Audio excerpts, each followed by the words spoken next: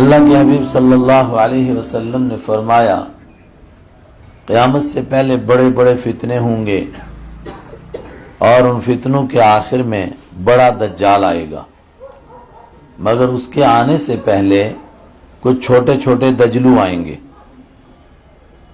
اور فضا بننے لگ جائے گی کہ اب دجال آنے والا ہے۔ لیکن اس بڑے دجال کے آنے سے پہلے کیسی فضا بنے گی؟ فرمایا کچھ سال ایسے آئیں گے جو دھوکے باز سال ہوں گے۔ صحابہ نے عرض کیا سال بھی دھوکے باز ہوتے ہیں؟ دھوکے باز تو انسان ہوتے ہیں، دھوکے باز تو لوگ ہوتے ہیں، سال کیسے دھوکہ دیں گے؟ فرمایا سال بھی دھوکہ دیں گے۔ وہ کیسے سال ہوں گے؟ فرمایا ان سالوں میں جھوٹوں کو سچا کہا جائے گا، دنیا بھر کے چھٹے ہوئے بدمعاش اور جھوٹے وہ لوگوں کے پیشوا بنیں گے، رہبر و رہنما بنیں گے۔ ان کے پیچھے ایک بھاری ٹیم ہوگی جو ان کے تقوی اور پرہیزگاری اور نہ جانے کس کس چیز کے قصیدے پڑھیں گے۔ ان کو سچا کہا جائے گا اور ڈرامے ان کے ایسے بنائے جائیں گے کہ لوگوں کو واقعتاً لگے گا کہ یہ دنیا میں سب سے زیادہ سچے لوگ ہیں۔ وَيُكَذَّبُ فِيهِ الصَّادِقُ، اور سچے لوگوں کو اس میں جھوٹا کہا جائے گا۔ جو دیانتدار لوگ ہوں گے، امانتدار لوگ ہوں گے، ان کو بدنام کرنے کی مہم چلے گی اور کریا کریا بستی بستی ان کو بدنام کیا جائے گا، یہ جھوٹے لوگ ہیں۔ سچوں کو جھوٹا اور جھوٹوں کو سچا۔ کیا نہیں لگتا ہے کہ یہ دور آ گیا؟ ایسا نہیں لگ رہا ہے پوری دنیا میں؟ بولیے، لگ رہا ہے ایسا ہے۔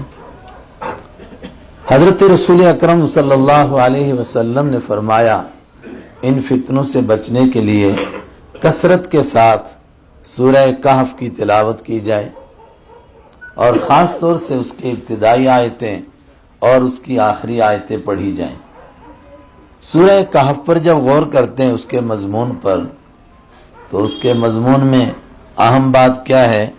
وَلَا يُشْعِرَنَّ بِكُمْ مَحَدًا، ایمان ان کا بچ رہا ہے جو بیچارے پہاڑوں میں چھپتے ہیں، غاروں میں اپنے آپ کو چھپاتے ہیں، اور جو شہروں میں گھوم رہے ہیں، لوگوں کی نظروں میں ہیں، ان کا ایمان خطرے میں ہے۔ وہ بیچارے پہاڑوں میں چھپتے ہیں، غاروں میں اپنے آپ کو چھپاتے ہیں، ان کا ایمان بچتا ہے۔ اور وہ مزید کیا کہہ رہے ہیں؟ وَلَا يُشْعِرَنَّ بِكُمْ أَحَدًا، تمہارے بارے میں کسی کو پتہ نہ چلے۔ اگر پتہ چل گیا تو شیطان ہم کو بھی بے ایمان بنا کر چھوڑے گا۔ اب دیکھیے کیسے حالات آئے، کیسی روحانیت، برکتیں ختم ہو گئی دینی مجلسوں سے بھی۔ اور خاص بات کیا ہوگی اس میں دجالی دور میں؟ فَلْيَنْظُرْ أَيُّهَا أَزْكَىٰ طَعَامًا، دیکھنا کہ کھانا پاک کون سا ہے۔ اس دور کے اندر کھانے مشتبہ ہو جائیں گے۔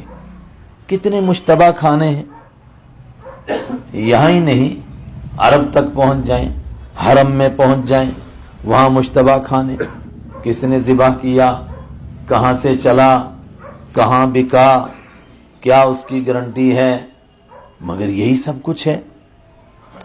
اور یہاں بھی جو آپ کھائیں گے تو اس کے کیسے مان لیں کہ اس میں ہر چیز صحیح ہے؟